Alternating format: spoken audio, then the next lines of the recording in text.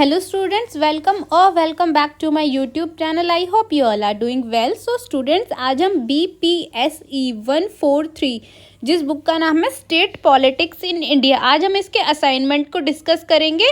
देखो, ये असाइनमेंट सिर्फ उन्हीं बच्चों को करना है जिनने जुलाई 24 में इनरोल किया है या फिर जो हमारा जनवरी 25 है उस वाले सेशन में इनरोल किया है। मतलब जुलाई 24 या फिर जनवरी 25 वाले सेशन में जिनने इनरोल किया है, ये असाइनमेंट सिर्फ उन्हीं को करना है। ठीक है, अगर देखो आपने जुलाई 24 वाले सेशन में रजिस्टर किया है तो भाई आपको ये वाला असाइनमेंट 30 अप्रैल तक सबमिट करना है। ठीक है, अगर आपने जनवरी 25 में रजिस्टर किया है तो आपको 31 अक्टूबर तक ये असाइनमेंट क्या है, सबमिट करना है। ठीक है, मैं इसकी थोड़ी डिटेल्स बता देती हूँ। देखो, जैसे कि इसमें लिखा है कि भाई जो भी आपका असाइनमेंट है, असाइनमेंट के जो भी क्वेश्चंस आप उनको अच्छी तरह पढ़ो, फिर उसके आंसर दो। ठीक है, मतलब उसी यूनिट से उसके आंसर होनी चाहिए। ये नहीं है कि भाई आपने कहीं से भी देख के कैसा भी आंसर लिखा है।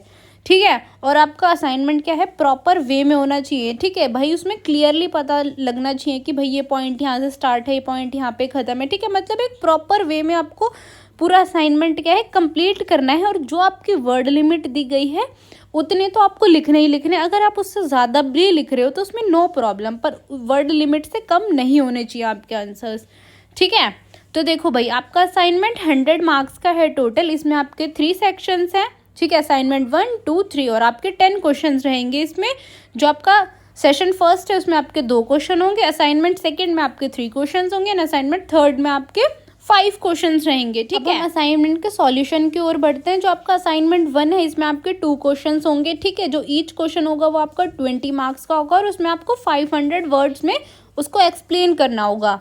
ठीक है, सबसे फर्स्ट क्वेश्चन है आपका, discuss recent changes in centre state financial relations concerning the GST। ठीक है, तो सबसे पहले भाई आप क्या करो कि इसको डिफाइन कर दो कि क्या क्या चेंजेस आए हैं हमारे और क्या क्या अपडेट्स हैं। ठीक है, आप अपडेट्स को क्या है, की पॉइंट्स लिखो और उसको एक्सप्लेन करो सबको।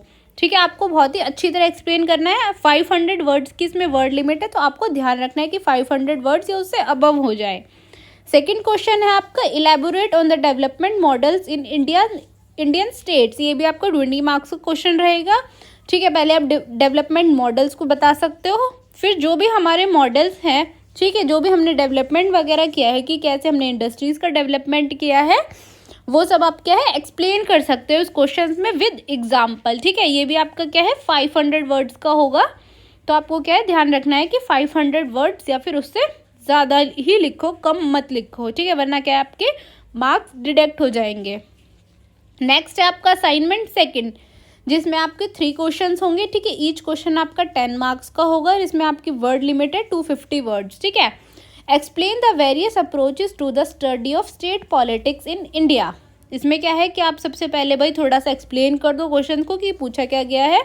फिर आप इसमें क्या है की अप्रोचेस लिखो कि भाई कौन कौन सी अप्रोच है, हमने कैसे क्या क्या किया था।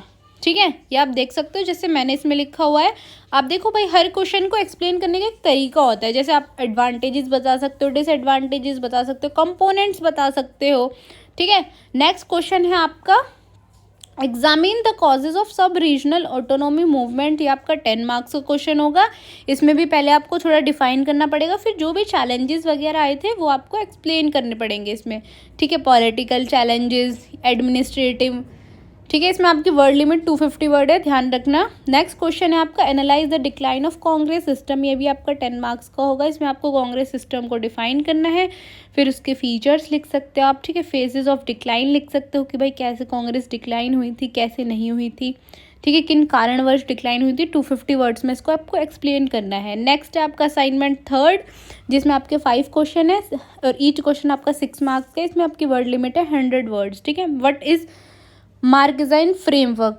पहले भाई इसके बारे में आप थोड़ा बता दो, फिर इसके कॉन्सेप्ट्स वगैरह लिख दो कि कंपोनेंट्स आप लिख सकते हो। ठीक है, इसमें आपके 100 वर्ड्स की वर्ड लिमिट है, तो आप देख सकते हो। नेक्स्ट क्वेश्चन है आपका, right a brief note on the Angadpur Sahib resolution. ये आपका 6 मार्क्स है। इसमें मैंने गलती से 20 मार्क्स लिख दिया है। ठीक है, ये आपका 6 मार्क्स का क्वेश्चन रहेगा। इसमें भी आपको 100 वर्ड्स में एक्सप्लेन करना है, ठीक है। पहले आप अंगदपुर साहिब रेजोल्यूशन को डिस्क्राइब कर सकते हो, फिर उसके फीचर्स लिख सकते हो, ठीक है, फिर उसके इम्पैक्ट एंड सिग्निफिकेंस लिख सकते हो। नेक्स्ट है आपका discuss the characteristics of two party system, ये भी आपका 6 मार्क्स का क्वेश्चन रहेगा, इसको आपको 100 वर्ड्स में एक्सप्लेन करना है। तो सबसे पहले आप टू पार्टी सिस्टम बता दो क्या होता है, फिर उसके कैरेक्टरिस्टिक्स आप बता सकते हो, ठीक है, उसकी इंपॉर्टेंस बता सकते हो, एडवांटेज डिसएडवांटेजेस बता सकते हो। नेक्स्ट क्वेश्चन है आपका examine the politics of linguistic groups in India, ये भी आपका 6 मार्क्स का क्वेश्चन होगा। सबसे पहले आप लिंग्विस्टिक ग्रुप्स बता सकते हो क्या होते हैं, ठीक है, फिर उसके क्या है कि भाई उसके रिगार्डिंग जो भी ग्रुप्स वगैरह है, ठीक है, हिस्ट्री बता सकते हो आप, इसकी पॉलिटिक्स बता सकते हो, ठीक है। आपका लास्ट क्वेश्चन है ये, what were the main demands of the Bodo movement, ये भी आपका 6 मार्क्स का रहेगा, ठीक है, इसको आपको 100 वर्ड्स में क्या है एक्सप्लेन करना है। तो सबसे पहले आप बूडो मूवमेंट को एक्सप्लेन कर दो, फिर इसकी मेन डिमांड्स बता सकते हो आप, जैसे अनोटमी, स्टेटहुड, ठीक है, political representation, socio economic development, इनकी कल्चर राइट्स के बारे में, ठीक है, लैंड राइट्स के बारे में। देखो भाई असाइनमेंट करते हुए सबसे पहले एक चीज़ का ध्यान रखो कि जो भी आपसे क्वेश्चन पूछा गया और जो वर्ड लिमिट दी गई है उतनी तो आपको लिखनी ही लिखनी है, ठीक है, उससे ज़्यादा भी आप लिख सकते हो, उसमें कोई प्रॉब्लम नहीं है, पर यह है कि आप कम मत लिखो, ठीक है, ज़्यादा लिखोगे तो चलेगा, कम लिखोगे तो वो नहीं चलेगा, ठीक है। और आपको बिल्कुल नीट एंड क्लीन असाइनमेंट बनाना है, मतलब कि भाई जहाँ से पॉइंट स्टार्ट होता है तो पता चलना चाहिए कि भाई ये नेक्स्ट पॉइंट है, ठीक है, ये मेन पॉइंट है, आप अंडरलाइन कर सकते हो, मतलब एक प्रॉपर ऐसे बना के दो कि भाई सामने वाला इंप्रेस हो जाए देख के कि हाँ भाई बड़े अच्छा असाइनमेंट बनाया है, सिर्फ टिक टिक करो और आंसर और मार्क्स दे दो, ठीक है। ऐसा असाइनमेंट बनाओ कि भाई जो आपका टीचर है या फिर जो भी है जो आपका असाइनमेंट चेक करेगा वो सिर्फ आपके भाई